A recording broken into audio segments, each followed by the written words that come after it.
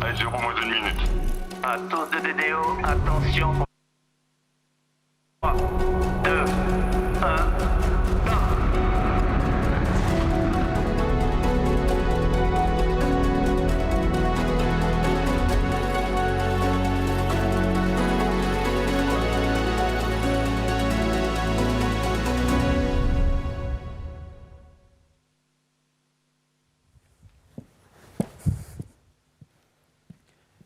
Good evening, good morning, wherever you are. Welcome to our live coverage of flight VV18, our first Arianespace Vega flight of 2021.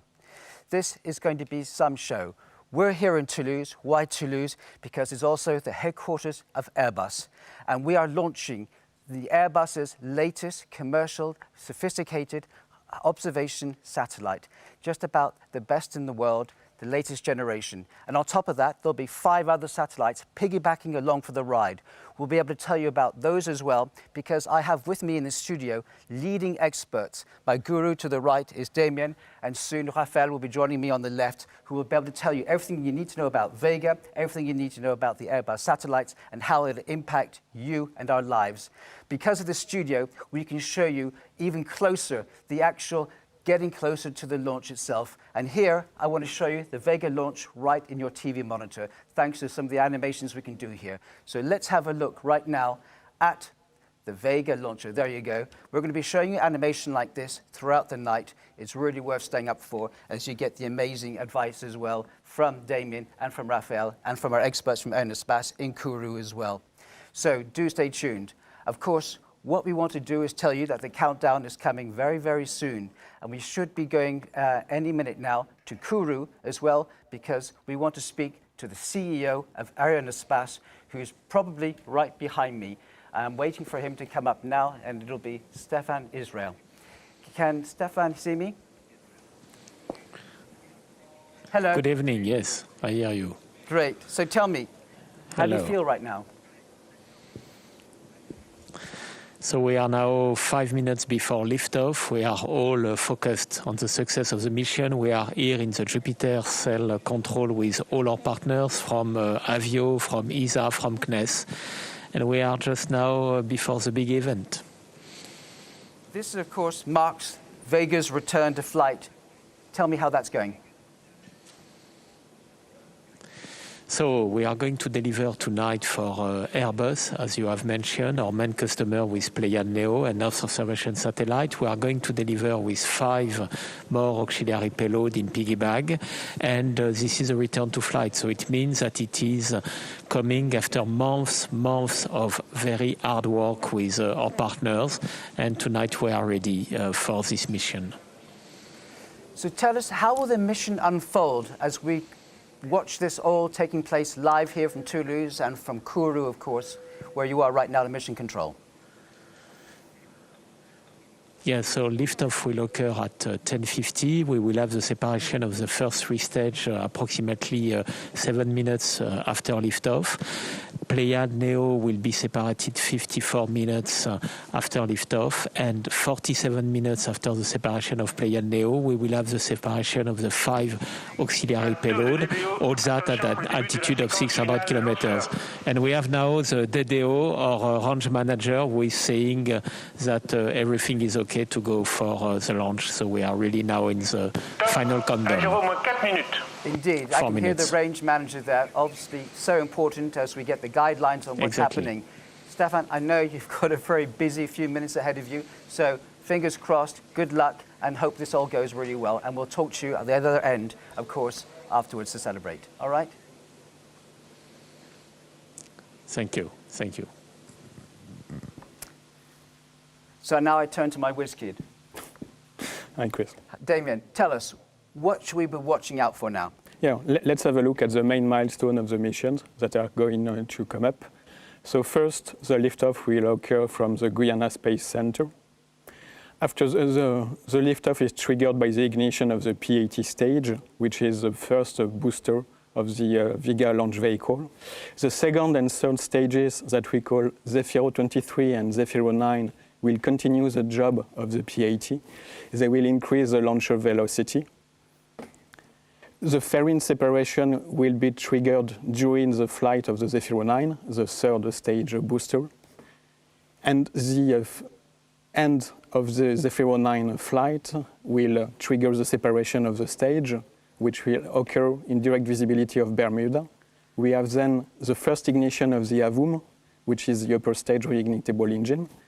The cutoff of the stage 8 minutes after the ignitions will occur in visibility of Saint-Hubert still.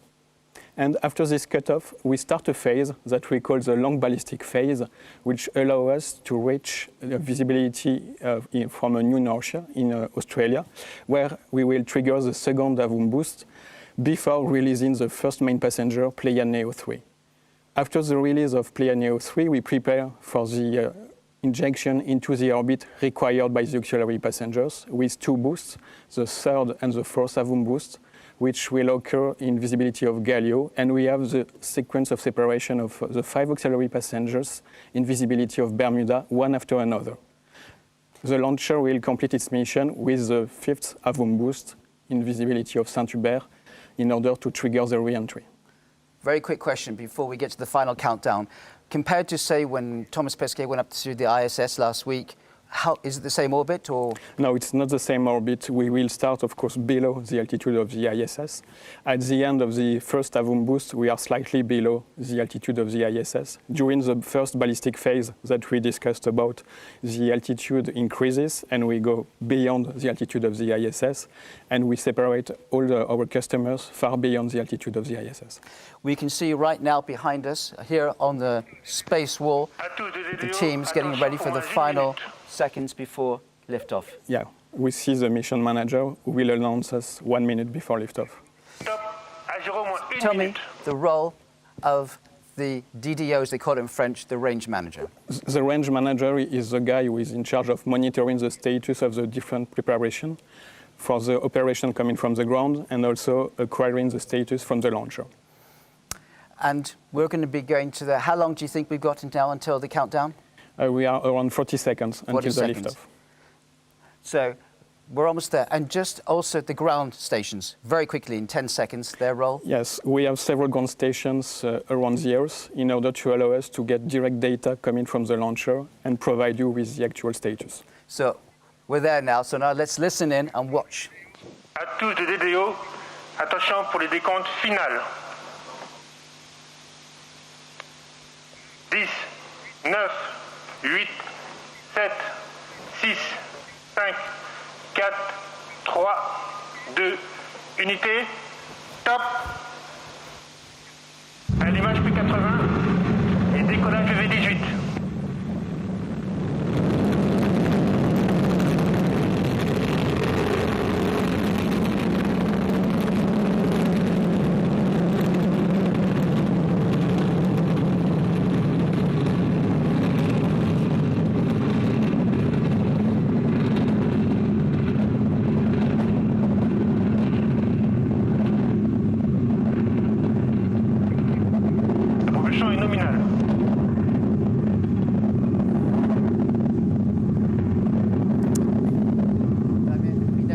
Of seeing those launches, no, it's always something very beautiful to look at. So we're into it now. What happens? We track it now. Tell me what happens now. Yeah, now we are in the phase that we call the P80 phase. It's the name of the first stage boosters, which allows us to get far from the launch pad. During this phase, we burn solid propellant. So the name of P80 comes from the amount of propellant that we have on board. So it's roughly 80 tons of propellant, slightly more. And during these phases, the launcher provides thrust and accelerations, and the separation of the stage will be triggered when the acceleration will get below a predefined threshold in order to get use of this mass, which is useless once you have used almost all the propellant inside. When will the first separation take place? The first separation will take place around 2 minutes after liftoff, so we should see it in a few seconds. And you're monitoring. You're directly in contact with Kourou. Yeah, I have a direct contact with the people who are getting the real-time telemetry data and who are monitoring the current status of the launch. So as soon as I will get the confirmation, I will let you know along all the mission.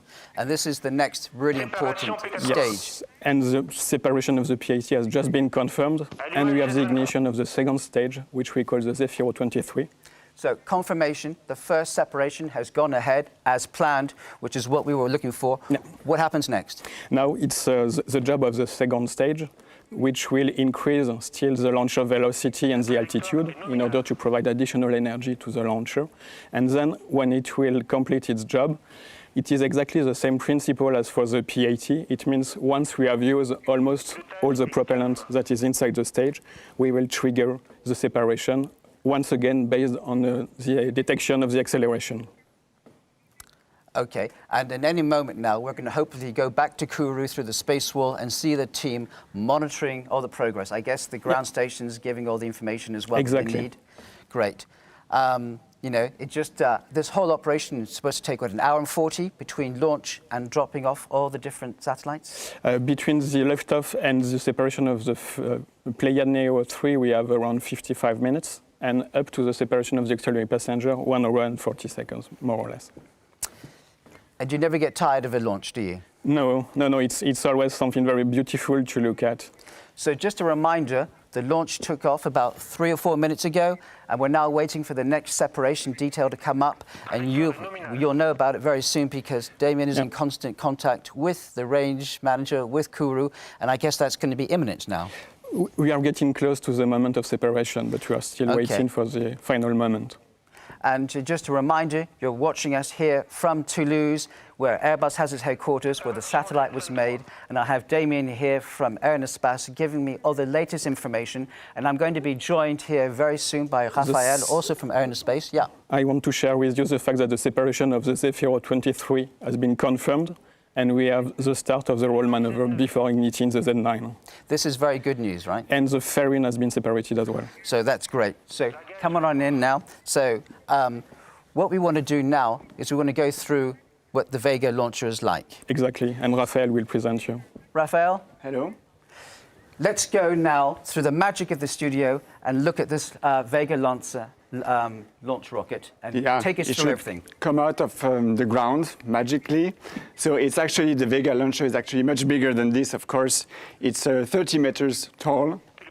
It weighs a little less than 140 tons. And it is composed of 4 stages, each playing a key role in the smooth execution of the launch mission. So the main stage that we see here is really the one who is going to put the Vega launcher out of the Earth to extract it from the gravitational effect of the Earth. You see also that there is like a conical interstage that is making the junction between the first stage and the second stage, which diameter is slightly reduced to 2 meters, and the first stage was 3 meters diameter. And then the third stage that just ignited, and it will do this for a couple of minutes, is there. It's 4 meters tall. And then, of course, right now, we saw that the fairing was separated in 2 halves. It means that we are beyond the limits of the atmosphere. We don't need the fairing anymore to protect the satellites from the frictions of the air, of the atmosphere. And also, doing so, we get rid of a dead weight that is not anymore useful for the rest of the missions. And of course, this phase is very, very critical because otherwise we would not be able to separate the satellites into space. And last but not least, you have the last stage, the AVOOM stage, which will continue the mission. It's absolutely key because this is the one who is going to put the satellites at the right locations in space. It has a reignition capability, which is absolutely key, and I think we will talk about it later. I'm sure you will. These are amazing pictures we're looking at. And while I have you here on my right is my other guru. We're now waiting for the next separation element, right? The separation of the separation has just occurred. It just occurred? Yeah. Okay, that's very good news as well. Okay, so let's moving forward now from there. Go ahead, Raphael. What else can you tell us now? maybe on the Avum. Yeah. So I said that it's absolutely key technology because, especially for capturing the small satellites markets, because these are very specific satellites that typically have very limited propulsion capabilities. So it means that they require the launch vehicle to separate them as close as possible to their operational orbits. And we do this with several boosts in order to address complex missions. And doing this, it allows us also to optimize the filling ratio of the launch vehicle in order to share the cost of the launch between all the passengers. This is like carpooling in space. And that's the reason why we have Pléiades Neo, and we have 5 other smaller satellites who are all taking part in this ride together. It makes sense for everyone. Exactly, from cubesats to a little bigger satellites, it's very convenient to actually capture this market and to improve and augment the launch opportunities that we have with our launch vehicles. And you're, of course, continuing to track what's going on there, right? And We are currently in the phases just before the ignition of the Avum, in the phases where we tilt the launcher in order to get the correct orientation just before ignition. And as soon as I have the information, I will let you know. Okay, and that Ignition confirmed. Ignition's confirmed. Okay, so now we have the Avum, and that's all going well now. It looks like it's going well, so it's a very key step right now, because this is really the Avum that is going to do the rest of the missions and to do the last orbital maneuvers in order to, like I said, separate the satellites one by one at very specific locations in space. Thanks, Raphael. We'll come back to you, okay? Let me introduce now François Lombard, who's actually with Airbus Intelligence. You're the one with the commercial responsibility of dealing with all these satellites' information and data and getting the customers to be able to use it. Welcome. That's right. Your thoughts so far? Well, good morning to all. My thought, I feel relieved, happy, and fully excited about the next steps. I understand it all goes right, and I'm looking forward to the following steps of this event. Because this has been a work in progress. It's been about 5 years or so. Yeah, it's a long journey actually. It took about 5 years to actually get there to the first satellites. Just to mention as well, almost 1,000 people, men and women, working on this in the Airbus team. So a big journey, and I'd like to thank them because it's really their success that we see today. And it's only the start of the journey, because we'll have the second satellite, which is planned for July. Next launch, and we will have 2 other satellites which will be launched in the course of 2022. So big journey in front of us, and then 10 to 12 years of hard work with our customers using the imagery of these satellites. As I said at the beginning, as we went on into this live coverage, this is a huge technological advance, a generational hop. Explain that, because I think you can really focus in on some amazing things now. Well, typically here, these satellites and the next 3 Pléiades Neo, they will provide 30 centimeter native resolution. So it's a very high accuracy of the imagery, and that's the best you can get on the commercial market. There are only 2 companies in the world that can provide you that. And we have put further other innovations on top of that. You will have laser terminals on these satellites, so you can communicate directly with lasers. You will have a lot of agility and a huge capacity. So in the years to come, you will see a lot of this data actually going into many applications, and we'll speak about this. And we also have to point out that this is Neo 3, but in fact there's 4 altogether going up. Yes, exactly. And it's part of a much bigger constellation, so part of a much bigger story. But altogether, it makes a lot of sense for our customers, for our partners, and indeed, it's a technological leap because they need this 30 centimeter resolution, and they will get a lot. Let's now look at this video explaining just what the Neo is. Go ahead.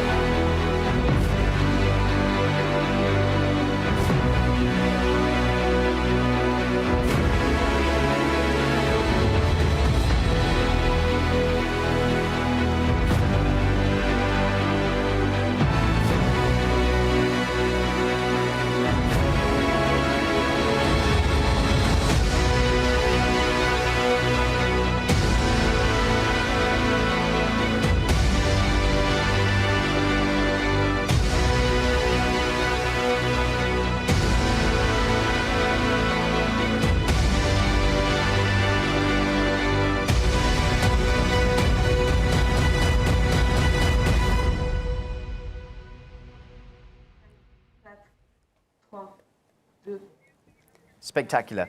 Now, at the beginning, I said this was a generational leap because you can do 30 centimeters, zooms in.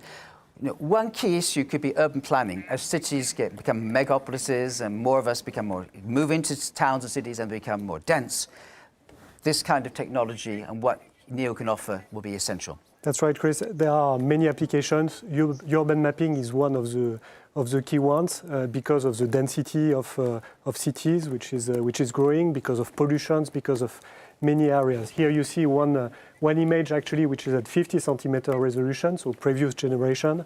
But you see a city with a lot of density, lot of complexity, water, buildings, and many things. On the next page, you will see afterwards that we can play actually with artificial intelligence to get more data out of these images. This is what you see here. Okay, first of all, explain what are the different color codes. Obviously, I can tell a river. So, yeah, the river is in blue, obviously. In pink, you will see the buildings, so people living there. You will see in green the areas with vegetations, trees, and so on, and the roads, and many other things. What's important is that this type of map is very precise. So you can use it for many things which are important missions. If you have waters going up, a flood, for instance, you can really see and calculate what will be the impact on the buildings. If you want to change a bit the environmental impact on the city, you can work very precisely on your vegetation map and get also some monitoring out of that. Finally, maybe worth to mention, you can look at the economic activity. Here it's one map, but actually the satellites, they are coming, and they give you very precise information. You can look at objects, cars, people, and you can actually derive information from that. Question though, this is 30 centimeter. What is it until now? Well, until now, Airbus was providing 50 centimeter and above, which was providing already a lot of information and very strong position on the market. But clearly, the market is expecting more.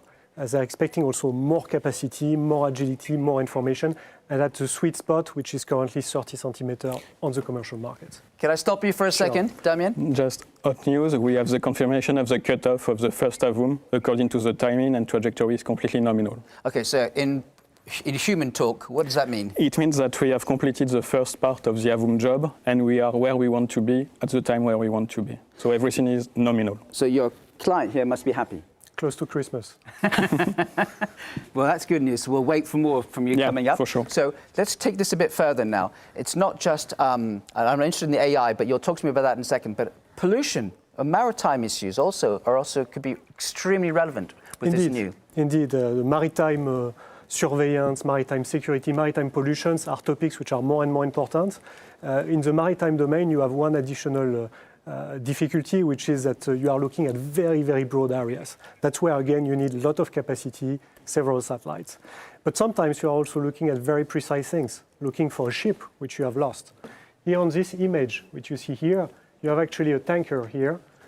This tanker was hijacked, and nobody could find them. The only way to find them was to use our satellites. So this is a kind of mission that you can complete, which has very strong security impact. This was a hijacked ship, a real case scenario? Yes. Okay, well, you've got to tell us, did they find the bad guys? They found the bad guys, and thanks to our satellites. Go into the pollution area as well. I'm interested in that, how that can help. Well, the pollution is also indeed an interesting case because on Pleiades Neo, we have decided also to get some spectral bands that give us more information around the water. And especially we can go a few meters below the water in terms of visibility. And that gives us information like looking at plastics, for instance, looking at specific pollutions which is not exactly at the surface. So we'll get a lot of these new informations, and I think it will help a lot on the market. And who would ask for that kind of information? Would that be governments, NGOs? Would that be private enterprise? Honestly, it's all, more and more. It started obviously a lot with governments, NGOs and so on, but more and more also the commercial market, the private markets are looking at these kind of things. From different perspectives, economical perspectives, responsibility. So it's moving a lot. So, you know how they talk about how those massive islands of pollution or litter, debris in the water, yes, kind of going with the currents. So you could track that. we could track that. I hope we can track that. That's the idea, and actually to get some more and more information and to help to solve at least partially the issue. Here you can see also on the map another aspect which I think is interesting. Is here we have used artificial intelligence to actually track and look for ships. On the previous image, you had plenty of ships. So obviously, if you are doing that as a human, it takes you time, and sometimes you miss the ships. Here, with the artificial intelligence, you get it automatically, very performing, but only if you have good images. And that's why it's very important to have good satellites with very accurate images. Here, you even see through the clouds. That's where the machine, together with the good imagery, is doing some miracles. So you can penetrate cloud cover? Almost. They are using some space between the clouds, but somehow it gives information we didn't get before. That's extraordinary that you can use AI with satellite imagery to do so many things now. This is a real advance, right? Yes, and that's really a kind of virtuous circle. The more AI, the more data we can use. And the more data, the more satellites, the more capacity we have, the more missions we can fulfill. Francois, this is all very, very interesting. You'll be with us again very shortly, sure. But I'm now going to pass it on to your colleague now, who's going to be joining us. So thanks for that. That's all very enlightening to hear that, okay? And we're having good news now, of course, from Damien. So now, Damien, do you have something else? Yeah, just to tell you that we have lost completely nominally the telemetry link, which is completely foreseen. So now we will wait for the next acquisition of the telemetry at the end of the first ballistic phase, and I will come back to you just when the telemetry will come back as well. Okay, come back with some great news, Thank you. okay? Bye. All right, thank you. So now, I would like to introduce Philippe Farm, who's head of Earth observation at Airbus. Hello, Philippe. I guess you've heard some of the good news that things are going well. Hi, Chris. Yes, very good news indeed. Very relieved. Explain to me, from a simple person like me, why do you call it a NEO? We call it NEO because this is the real latest technology for satellite imagery, the latest generation of satellite performance and capacities. Latest generation, so this is why we call it NEO. Where was the satellite made? I think you're going to tell me a lot of it was in Europe and a huge amount in France. Yes, indeed. I mean, both platform and instruments were designed, developed, manufactured and tested in Toulouse. We are embarking mainly European technologies and equipment that we collected all over Europe and also in France. So it's a French plus European satellite indeed.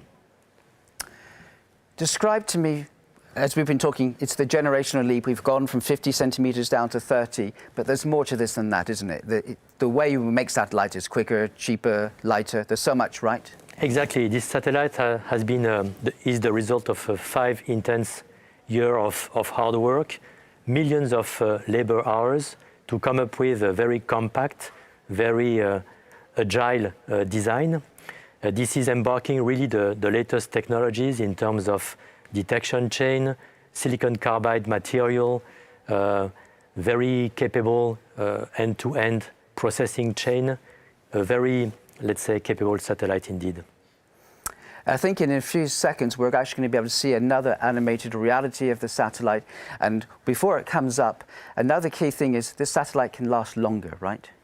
Yes, currently the lifetime of our satellites is 10 plus years. It used to be 7, 5 or 3 years, 20 years ago. We've made a lot of progress.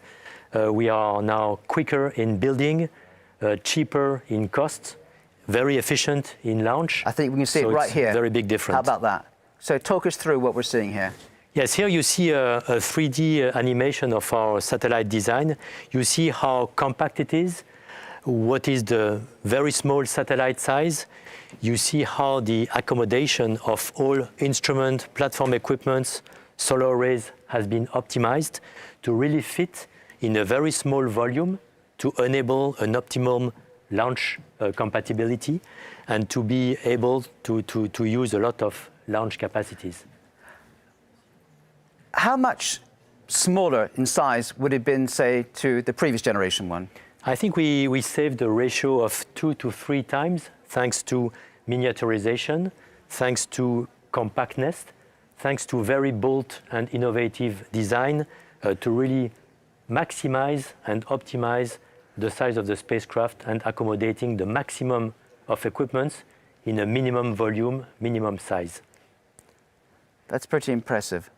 Yeah, it's very nice design, very innovative, capable of impressive performances, 30 centimeter native resolution, a lot of collection of capacity in square kilometers, etc. And 5 years to build this?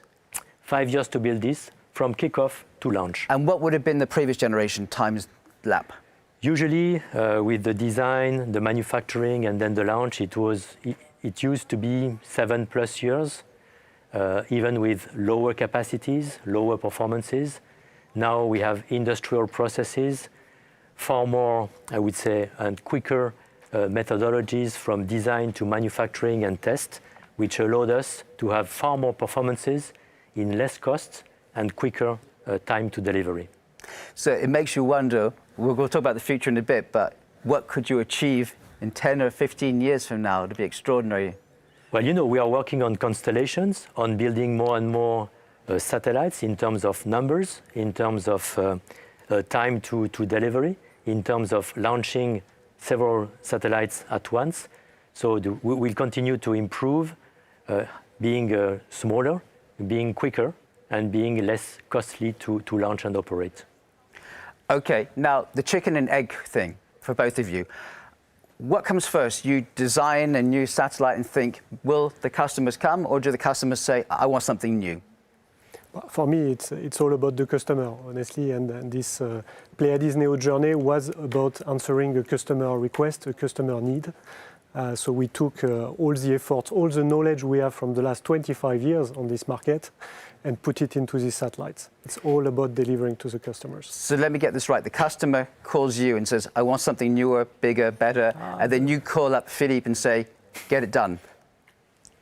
Well, in fact, we work very tightly together, from the understanding of the marketplace and the customer expectations to translate that into design features, capabilities, to both deliver very high resolution imagery, capacity of collection, very quick tasking capabilities and downloading of imagery, together with the ground capacities to process the imagery, to enable digital services deliveries to our customers. So it's an end-to-end chain of capacities and performances to satisfy our customers with respect to their latest expectations, the needs for application, and also to satisfy the global marketplace. Without giving away any business sensitive information, what kind of, I guess customers are already anxiously waiting for this to go up and use it. So what kind of things have they said they'd like to use it for without giving anything too sensitive? The typical customers will have governmental customers for sure, but actually what was amazing in the journey of the last years is that it's more on the commercial market that we got the highest, I would say, appetite, especially to invest upfront. So we have already customers before the launch. So we have people who really believed into the quality, into the performance of what we deliver before seeing the images. And that's great. That's a great comfort.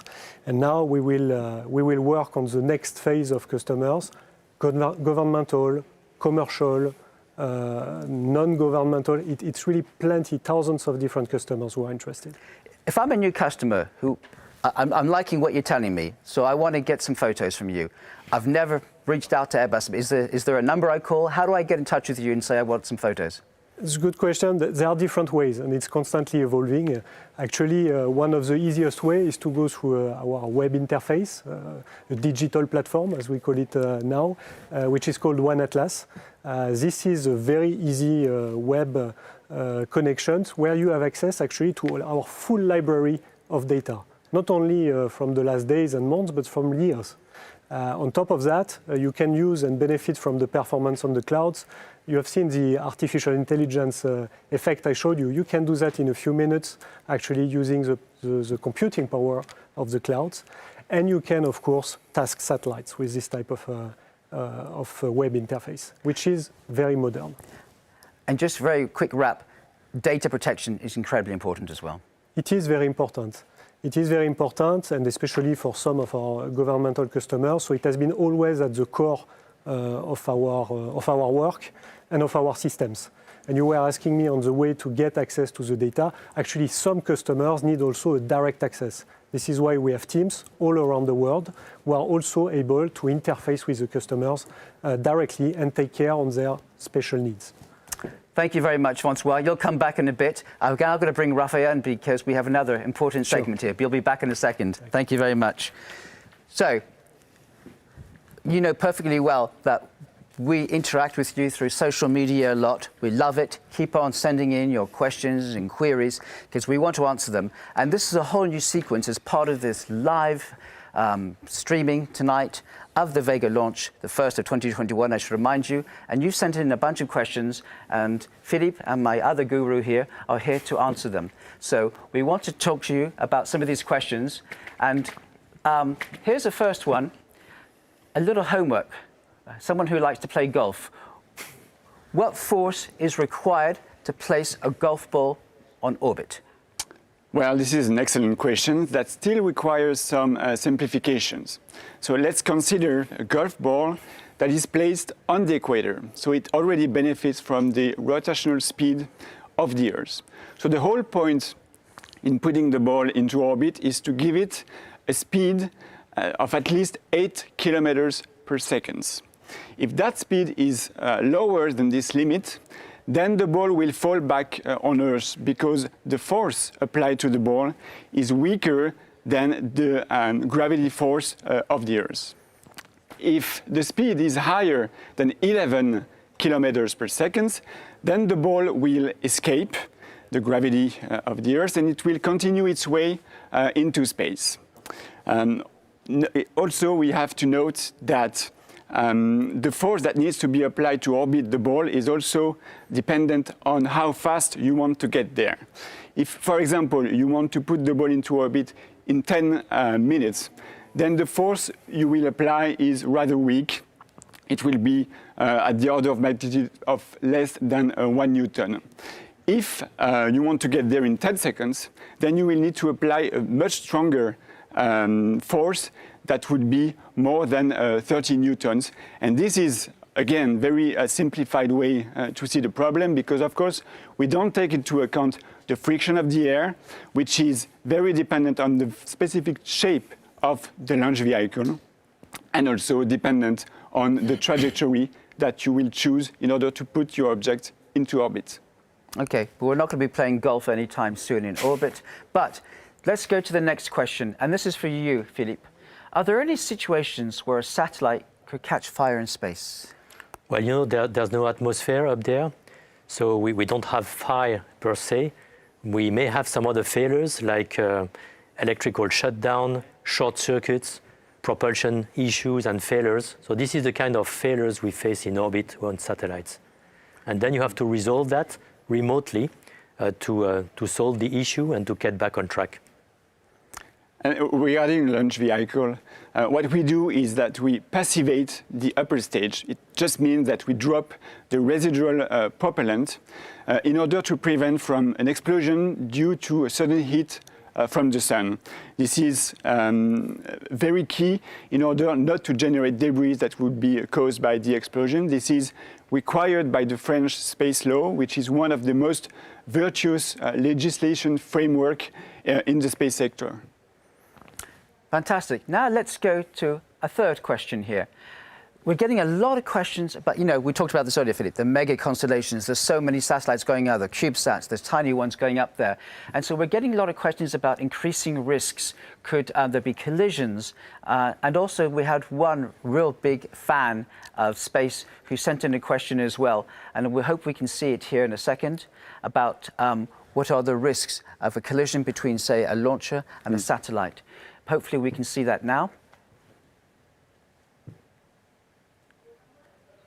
Well, there we are. Hi Ariane and Airbus. As it's getting quite busy up there in low Earth orbit with satellites. Okay. How is it worked out from the launch time to satellite deployment that they are safe from collision by other satellites? Well, apart from you have your new recruit in a few years you can get, go on, you can both answer. So regarding the launch vehicle, what we do is that we calculate the risk to collide the international space stations where Thomas Pesquet actually returned a couple of days ago. So it's, let's say that it translates into short launch windows where we cannot simply launch during the day, but it's very short times. It is true that if mega constellations keep increasing in low Earth orbits, we will need to calculate this risk with other space objects. It is not technically difficult to do so, but I should remind that the risk to collide with the launch vehicle with another space object right now is very low. This is like a boat that would hit a can of soda in the Mediterranean Sea. Good imagery there. Philippe?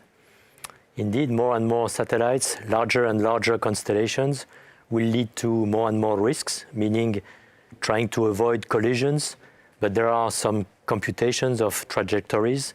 It's being followed up in real time. So currently, all this is mastered and the collisions are avoided this way. It will, of course, the risk will increase and it will be more and more complex to avoid collisions. And I think you're working on technology to handle that kind of thing for the future, aren't you? Yes, indeed. In particular, from both ground technologies with respect to radar to really compute the trajectories, to automatic detection and maneuvers to avoid collisions in orbit. Okay. Apart from social media, what's the kind of questions you both get a lot? That, from people who ask you about what you do with Vega. Can you think of something that comes to mind in particular? I think one of the big questions is the business model of space. We are talking about large constellations, thousands or hundreds of spacecraft. It has a cost. It's a long development. It will need a lot of launches. It will take years to get there, in particular in telecommunications, but also sometimes in Earth observation. So the question is, what about the money? Where does it come from? Will it work? Will the service work in space? So these are the major questions with respect to the current buzz on constellations. Raphael, thanks very much. Thank you. Philippe, stay there. Thanks very much. So, Francois Lombard, if you can join us again. Just a reminder, everything is going smoothly. We're waiting for more information from Damien, who will be here shortly. In the meantime, I have the two cool customers from Airbus who at the moment have big smiles on their face. Francois, we talked earlier about, not every resolution, not every photo fits each customer. They want, you can offer different solutions. Tell me more about that. This is right. And by the way, you were asking me how to access to the imagery, and I will use that as a reference. Here you have an interface which I mentioned before. So if you have your credit card, you can go on this kind of interface, and here you will have all type of data with different type of resolutions indeed. You see that you will have Pleiades at 50 centimeter, you will have spot at 1.5 meter, you will have radar imagery. And the point is, depending on what you want to do, what's your mission, you will use different type of image. The radar you will use to look through the clouds, for instance, or to look at data elevation models, constructions. The spot, 1.5 meter, it's great for maritime. What we have seen before was a spot map, actually, very, very broad, good quality, but a resolution which is less accurate. And then Pléiades Neo, you will use it more to spot at very, very specific area and to look for smaller objects. Here is also an example on how you would use that with your credit card again. You have a very simple way to do it. You look at the archives if you need it. You can use the analytics toolbox if you want to use the AI. No big deal. You just use it very simply. And the most exquisite part, if you want to task the satellites, have a direct access to the satellites and order the next image for the next orbit, you can do that directly on the web. I thought you could ask me for my credit card details. I could do that. Philippe. Yes. We have a track record of Airbus of doing Earth observation satellites going back a long way. There was Spot, for example, some time ago. And you still use Spot, right? Yes, of course. I mean, we are coming from a long legacy of Earth observation capacities and satellites. It started more than 35 years ago with the launch of Spot 1 in 1986. We are currently using 2 spot satellites, 6 and 7, 1.5 meters, 2 Pleiades, 50 centimeters. We are also using some DMCs and Vision 1 satellite from SSTL, plus 3 radar satellites, Terrasa X, Tandem X, and PASS. The Pléiades Neos are going to complete the Airbus fleet in adding capacities at 30 centimeters. So in fact, we are operating a whole fleet with various capabilities which are really fully complementary and that we use for all the vertical markets applications. And you can confirm, and people still want some of the older satellite technology out there. Yeah, definitely. It's really the combination of all these sensors that makes sense to the market. And that would be because they just don't need that much accuracy or detail, I should say, or because the price is right for what they need? Exactly, because of also the mix of revisit, the coverage you need to have, the budget you have. There are lots of reasons, but it's very, very complementary. There are examples where you need to go for high accuracy. And again, here you have a picture which is showing a very specific case of actually customers who want more than images. Here you are looking at an airfield where what we are looking at to do here is to give alerts to customers by identifying the airplanes and various objects around the airfield.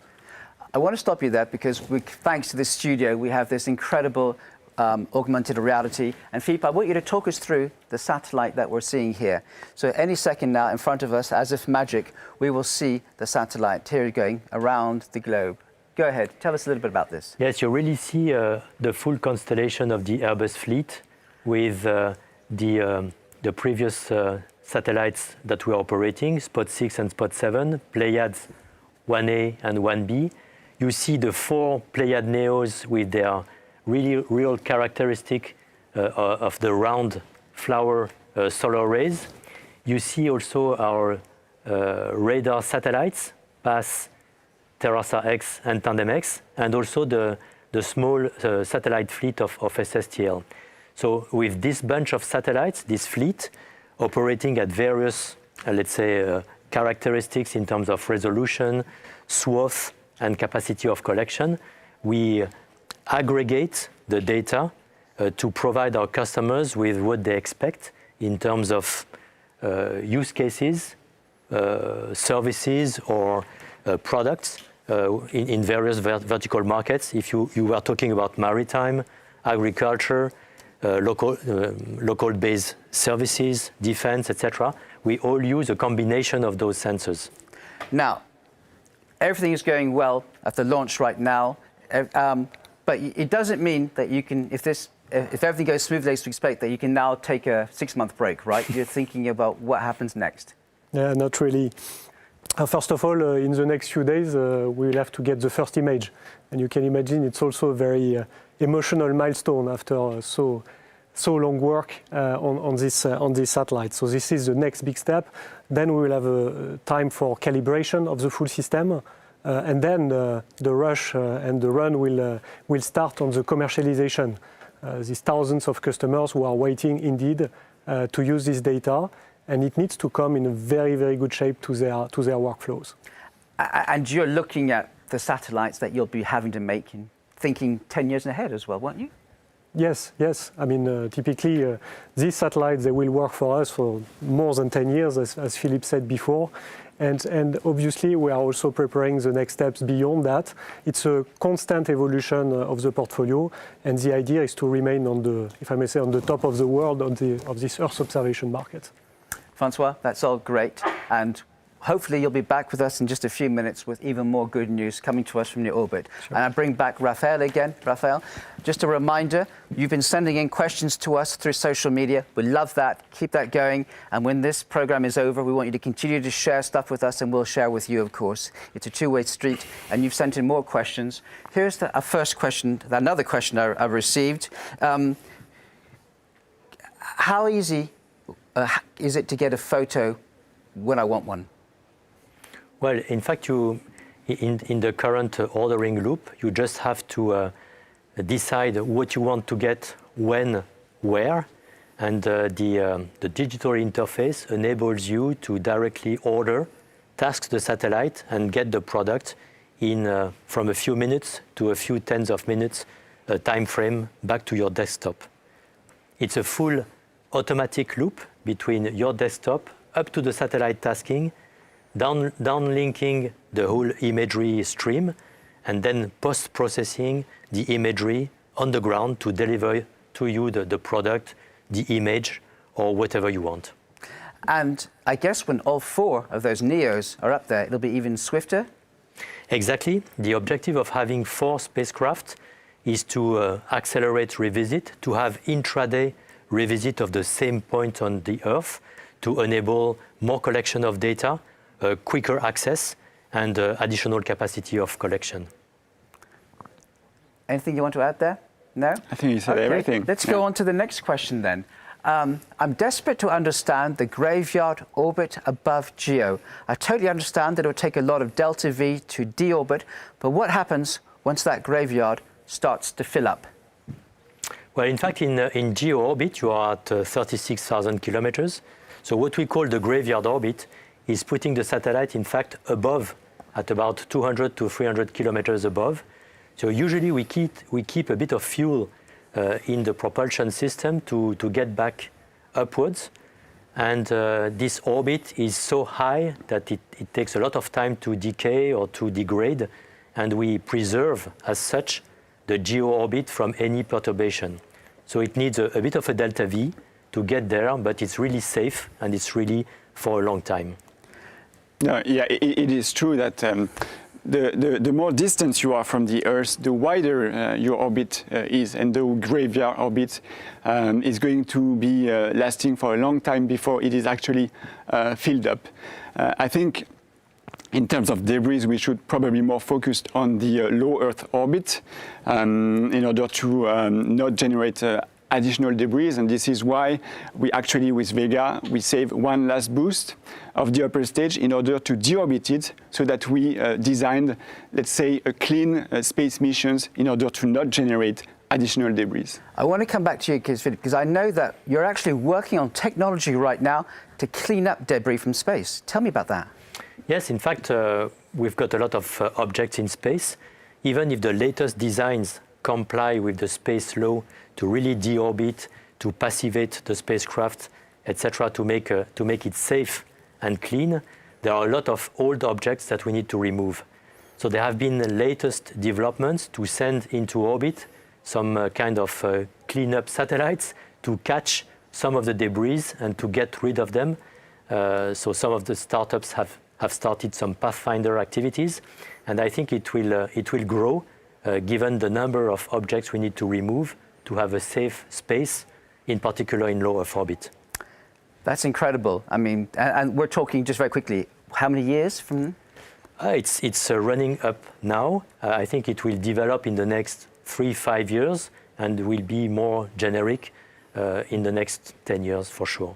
Thank you, Philippe. You'll be joining us again soon. That's amazing. Okay, thanks very much. Thank you so much for sending in those questions, and continue to do it. Now, coming in now is my launch guru again. Since we've been here, you've been away. Give us some information. What's happened so far? Yeah, the mission has been progressing for sure. So we are getting close to the second ignition of the AVUM. We are at the end of the first long ballistic coasting phase, during which we performed what we call the barbecue, which is a slow rotation along the longitudinal axis. Barbecue? Yeah. Okay.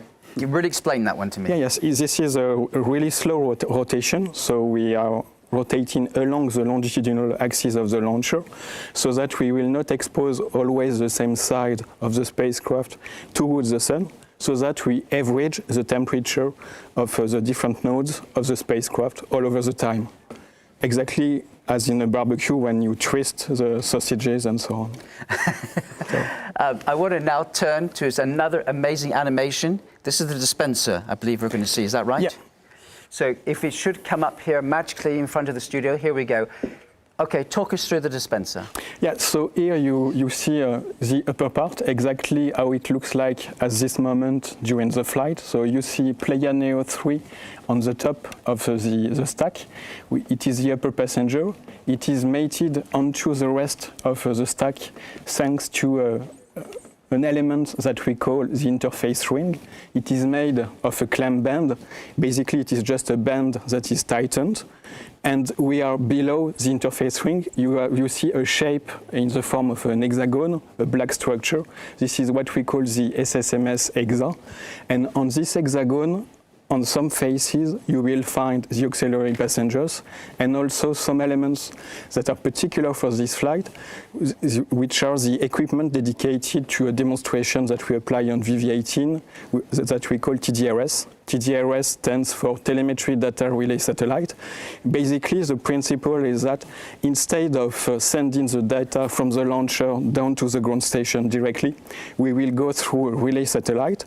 There is a set of such satellites that are currently orbiting around the Earth, and so the Vega launch vehicle will send exactly the same telemetry directly to this satellite that will relay the telemetry to Washington, and then from the US it will go back to CSG, where we will decommute the telemetry data. And the big advantage of this TDRS system is the fact that we can ensure a full coverage of the flight. We will have no telemetry at all because we will not depend anymore on the location of the ground station. Where is this built?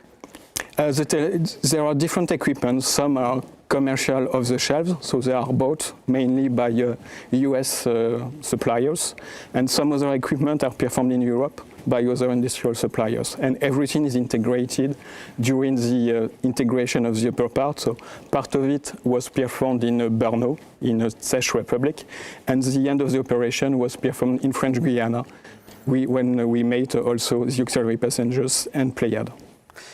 Tell us what the next you're waiting for from the managers in Kourou now. Yes, now we are still at the end of this long costing phase. So the next step will be first the acquisition with the ground station network of the telemetry, which will give us the official confirmation that we have still acquired the telemetry. And then we will have the reignition of the AVUM. So if you remember well, I explained to you that at the beginning of the mission, we performed the first AVUM boost in order to put the launch vehicle and the spacecraft into an elliptical orbit. And now, basically, what we are performing with the second AVUM boost is just a circularization of the orbit, so that it is not elliptical anymore, but just like a circle, and we will inject the Pleiades spacecraft then on the orbit that it requires, which is mainly an altitude of 620 kilometers, slightly more. And the other ones, the 5 others, will be slightly higher up, right? No, they will be slightly below. Okay. But after the separation of Pleiades, and we will discuss it a bit more in details later on, we will perform 2 other burns in order to get them quite separated from the distance of a Pléiades Neo, and then we will trigger the separation of the CubeSat. This is all. So this is all looking positive, isn't it? At that time, yeah. So we will see when the end of the mission will be completed, but up to now everything is nominal.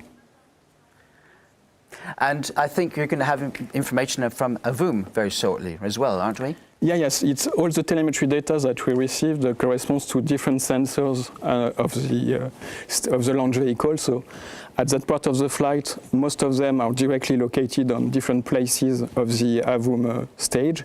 Some of them are also located on the adapters. So we have some on the hexagon. That is a particular structure for today, which is the black structure that you can see below Pléiades. And we have other sensors that are located directly on the adapter. Just second ignition of the AVUM. So we have the confirmation that this AVUM second burn has been initiated properly. So just a confirmation, everything is going smoothly. We've just had the second AVUM ignition, which means that we're getting very close to our ambition, our targets. Yes, and the second AVUM burn will last around 80 seconds. How many? 80 seconds. 80 seconds. More or less. Okay, and then after that, what happens after that? After that, we will have the cutoff. And we will have the orientation maneuvers in order to prepare for the proper separation of Pléiades. Raphael, that's pretty good news, right? It is very good news because it's a critical phase of the launch. Of course, this is like the last stages before releasing the satellites into space. This upper stage gives like a huge flexibility in order to perform very complex missions. And as a matter of fact, we have performed complex missions with Vega and launched many types of satellites, mostly Earth observation satellites for governments, including the Sentinel satellites, part of the European Copernicus constellation, also for Earth observation for private companies, obviously. We also have launched. I just want to share with you that we have the confirmation of the cutoff of the AVOM for the second AVOM burn. So now we'll start what we call the space ballet, where we will begin all the orientation maneuvers of the launch vehicle in order to be in the required direction before separating Pléiades Neo 3, and then we will trigger the separation of Pléiades Neo 3. Fantastic news. Thanks, Raphael, because I want to bring in back once again our colleagues from Airbus who are going to come in, Francois and Philippe. Well, your smiles are getting bigger and bigger. Yes, of course. Watching the ballet. So in any moment now, you should get confirmation, is that right, Damien? Yes, I have not yet received the confirmation, but as soon as for sure, I will share it with you directly. That the satellite should be into orbit soon. I mean, this must be a real sigh of relief because you've been working on this for 5 years with your 1,000-strong team as well, right? Yeah, and it's really...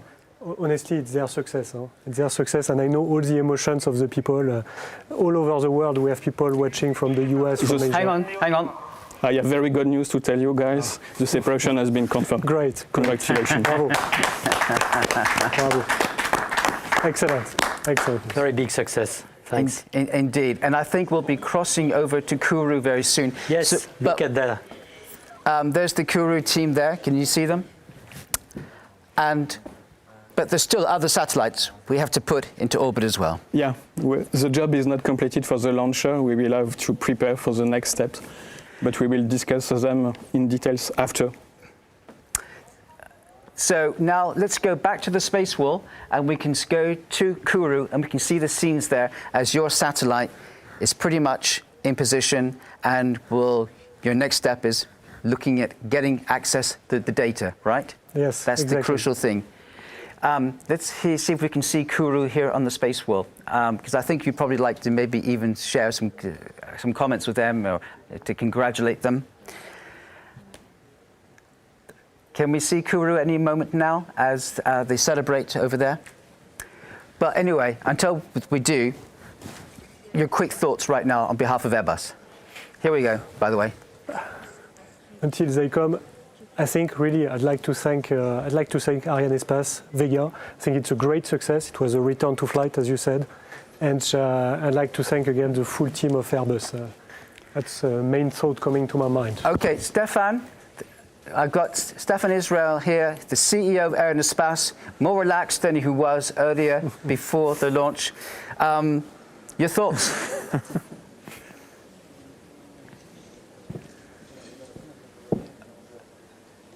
Yes. So I want to thank our Airbus customer. I see on the screen Philippe and Francois. They are all the partners for us, demanding partner, which is normal when you have an ambitious project.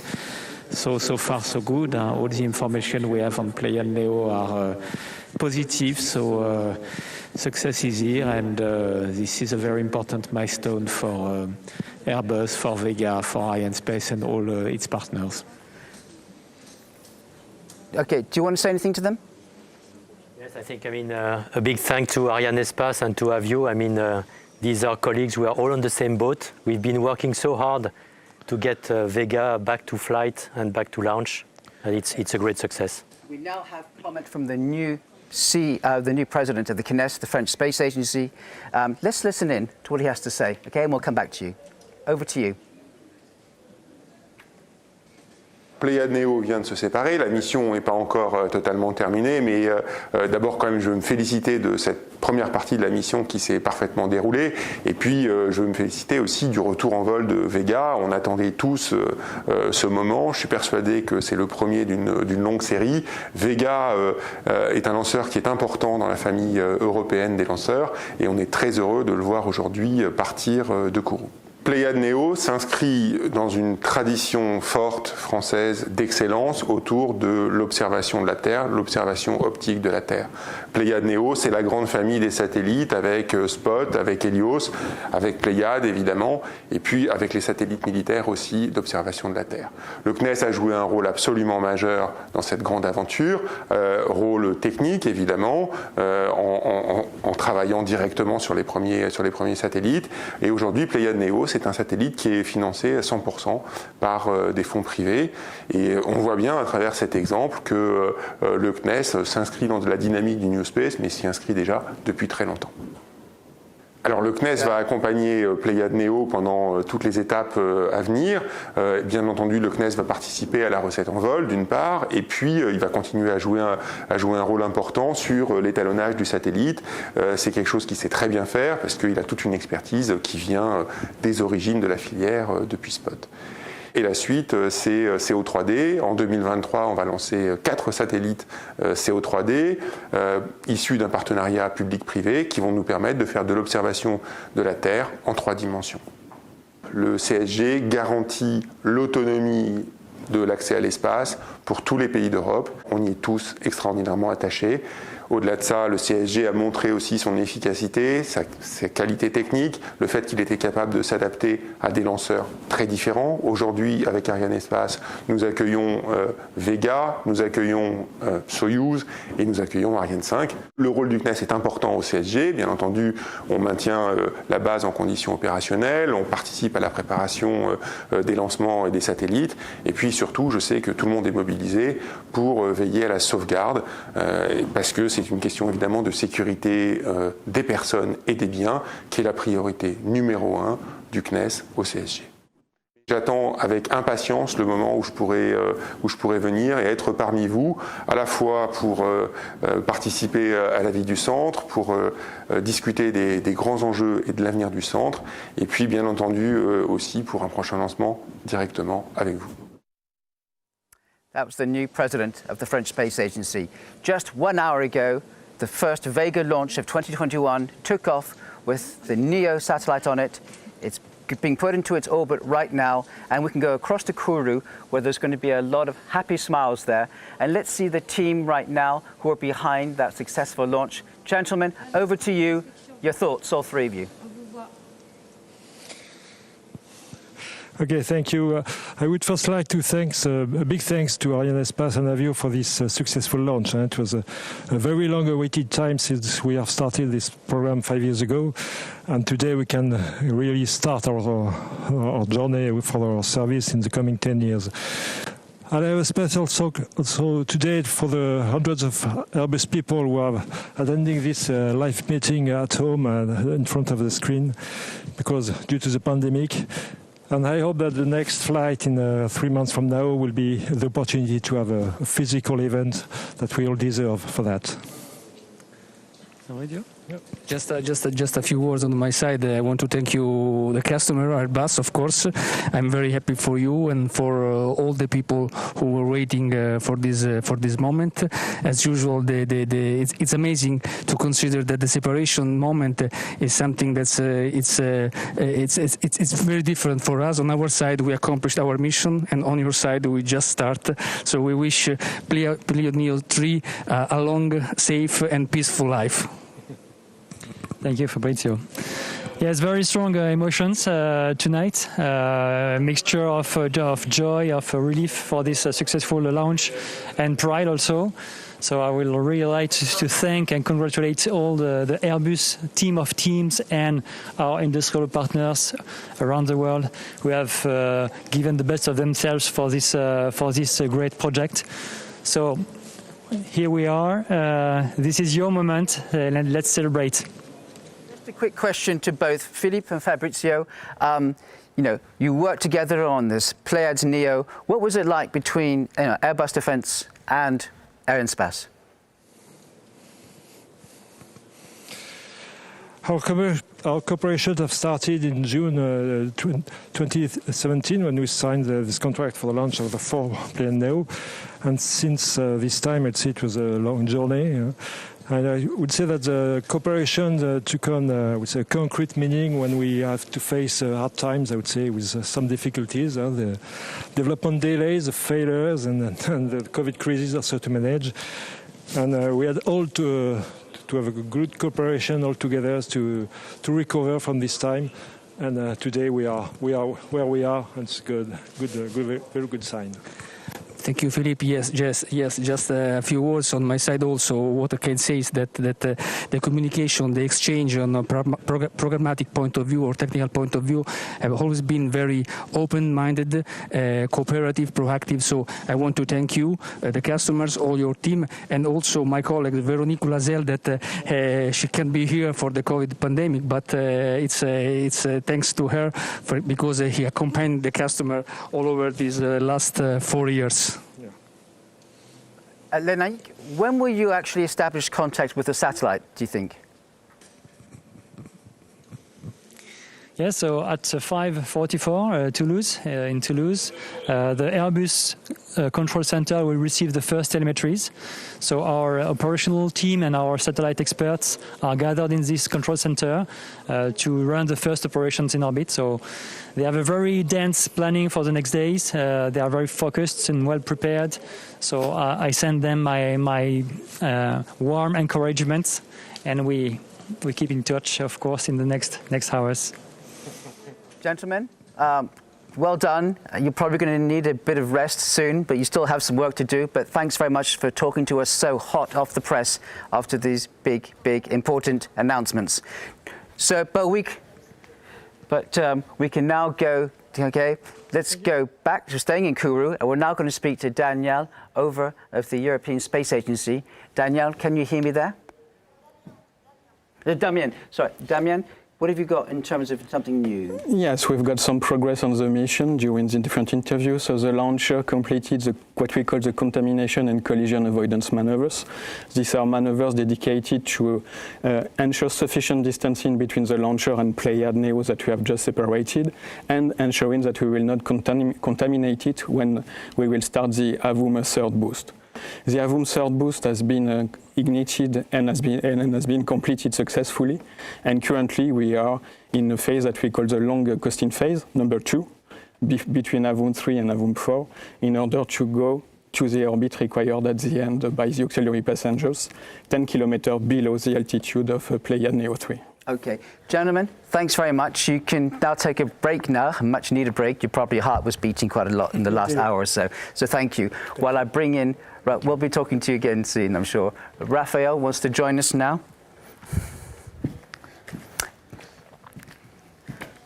Okay, and you must be pretty happy as well, Raphael. Of course, this is a very happy moment.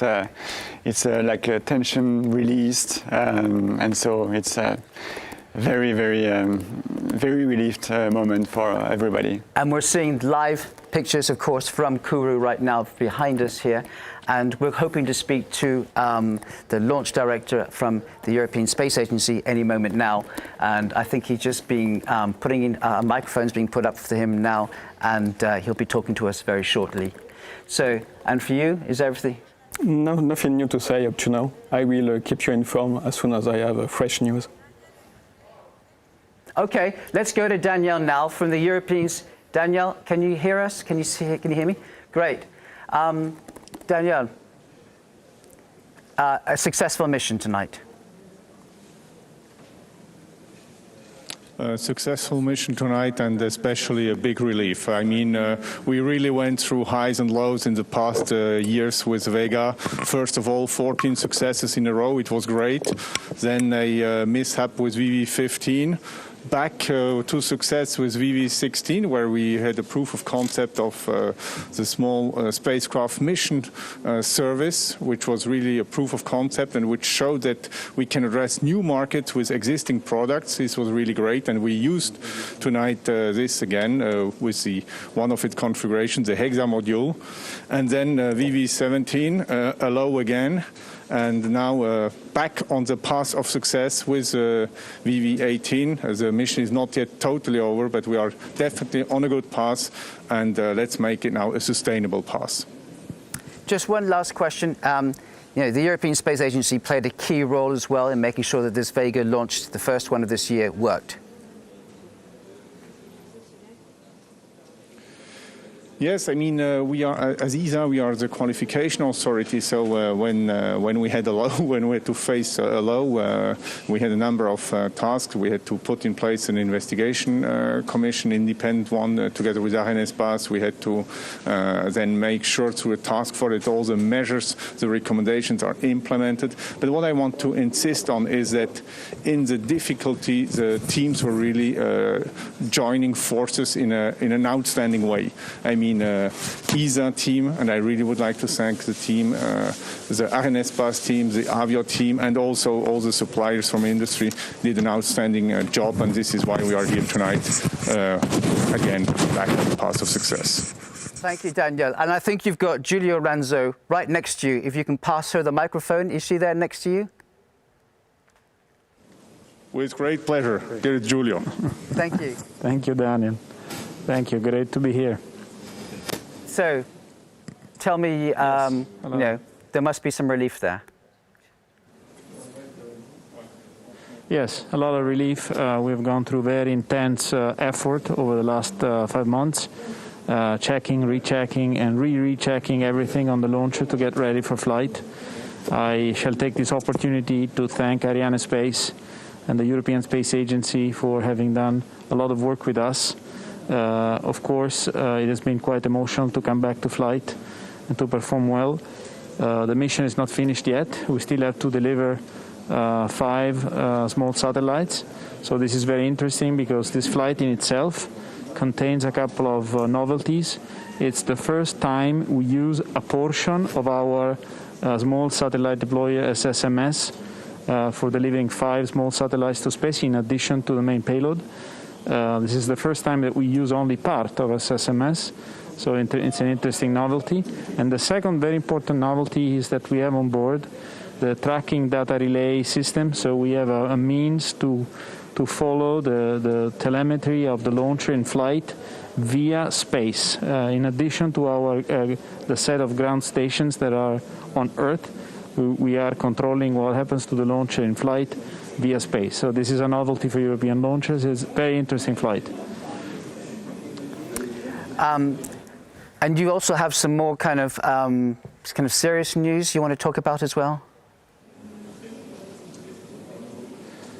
Sorry, say it again. I couldn't hear you well. There was something more kind of serious you wanted to mention as well that was with your team?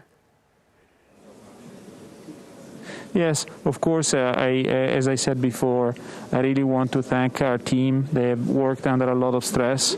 And of course, the condition of the pandemic has made this launch campaign far more challenging than in the past. Several have unfortunately fall sick during the campaign, and so they've gone through this. I really, really want to thank them for their dedication and effort throughout the period of the launch campaign. Thanks very much. Maybe we can now go next to you. I can see that Marino Frenito is waiting. He's the head of Vega's business unit at Arianespace. Yes. Thank you. Marino, okay. Over to you. Hi, Chris. Hi. Yeah, thanks. So I'm very happy, first of all, because we have separated Pleiades Neo. I'm very happy for Airbus because we worked hand in hand for quite a long time now. We signed this contract about, I think, 4 years ago. It was in 2017. So I have to thank Airbus for the trust they have put in Arianespace and in Vega in particular. They've always been, the major customers for us, and we really want to deliver. We are back on track after some difficult years, and so we're very relieved, but we're also very proud to have accomplished this mission tonight.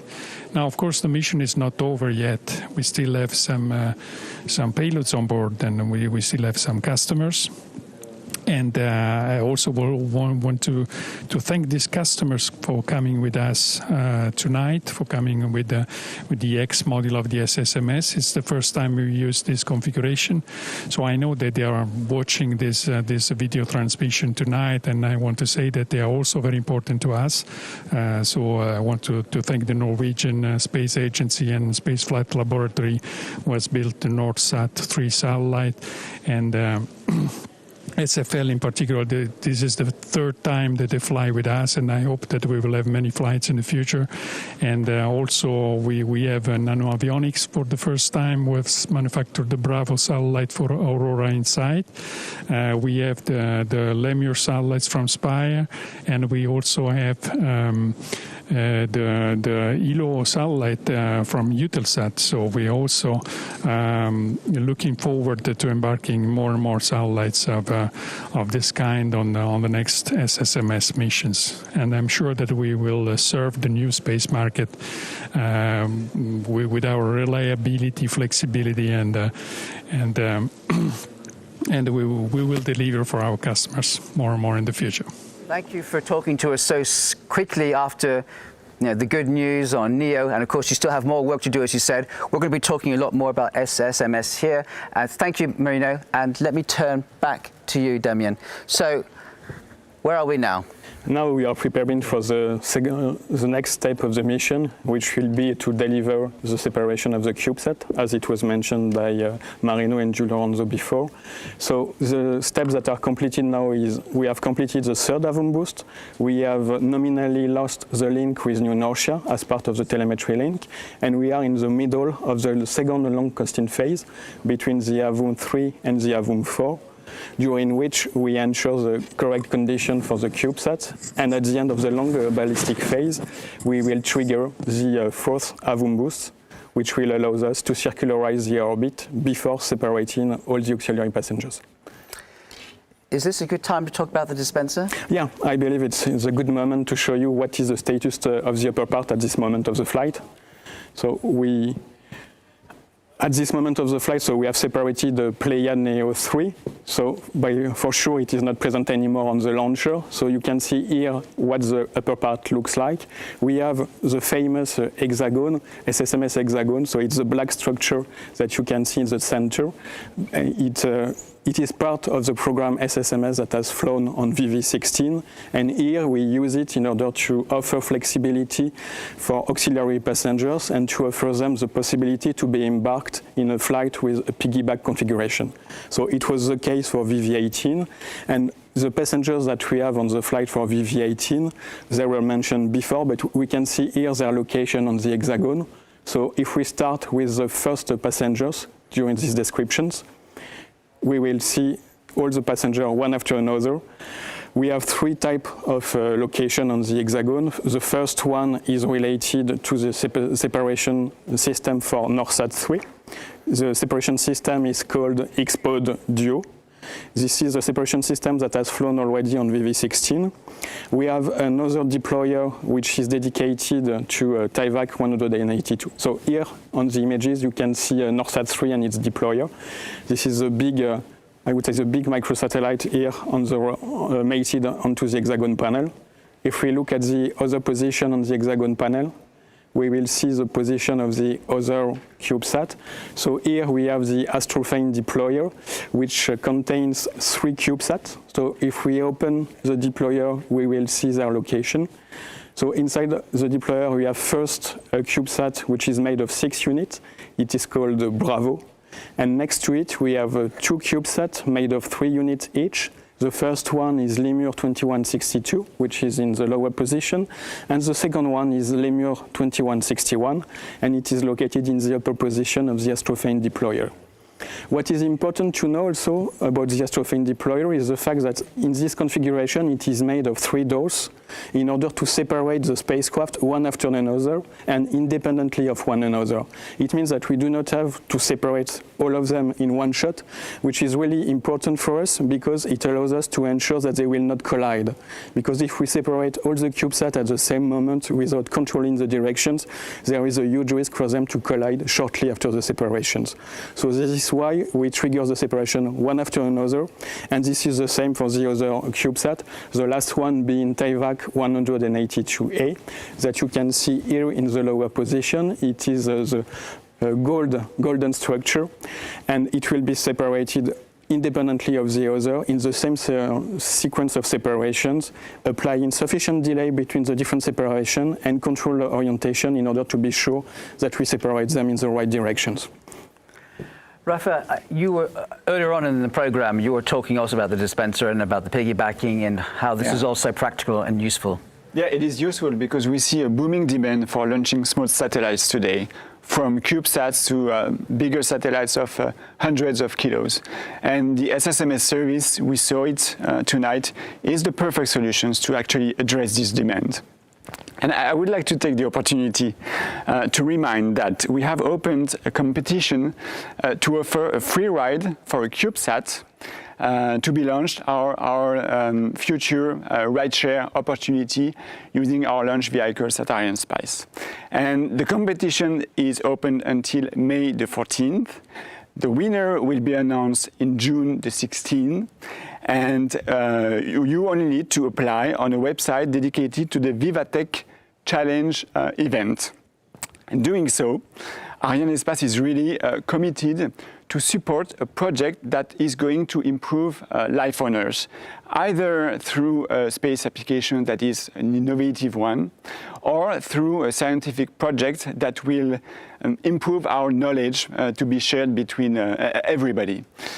So we are really looking for passionate and innovative candidates for this competition. This is very, very exciting. Sounds like a fantastic competition. So if you are interested, remind me of the dates, the deadline. The deadline is May the 14th, and the announcement is going to be June the 16th. Okay, the announcement, June the 16th. Damien, I guess what we want to do now is take a deep sigh of relief, breath, and go through what's happened, yeah? Yeah, let's have a recap of the status of the mission. So the liftoff was perfectly completed from CSG. Then we had the functioning of the three solid boosters, P80, Zephyr 29, and Zephyr 9. We had then the first AVOM ignition and the first AVOM cutoff, which allowed us to put the launch vehicle onto an intermediate orbit towards the orbit to be reached at the end of the second AVOM boost in order to release Pléiades Neo 3 on an altitude of slightly more than 620 kilometers. And then we prepared for the separation of the auxiliary passengers. So we have completed the third AVOM boost. We are in the middle of the long ballistic phase. And ahead of us, there is the fourth AVOM boost, and then the separation of all the auxiliary passengers that is performed in one sequence. But as you can see on the movie, slightly delays between each separation. After this separation, the mission is not completed yet for the launcher. It still has to perform its final boost in order to re-enter and not leaving a debris into the low Earth orbit. And as you know, for the next step, you can follow them directly on the internet, as we will not cover them live. That's right. We're coming to the conclusion of our programming here. And like Demi just said, you'll be able to see through the animation that we'll be providing on the screen the latest stages of the satellites, the other satellites, the 5 of them, being placed into their various orbits. We're going to show you in just a few seconds the main moment on the successful launch as the first Vega of 2021 went up into space. This is just a time for me to say just a couple of thanks to a few people. First of all, thanks to my 2 gurus who saved me here, who are the experts here. I want to thank the Airbus teams. I want to thank Arianespace teams who helped us put this all together. And I want to thank also the studio people here who did an amazing job and allowed us to communicate. We all know how difficult it is right now to communicate right now in the situation that we know, and yet we managed to share this with you. You got in touch with us through the social networks. Continue to do that, and we want you to stay in touch. We will continue to share everything that we can with you. So thank you so much for watching us, for what's been a successful and a great flight, and we really hope to see you again very soon. And why don't we just end with a replay of the big moment. Bye-bye for now.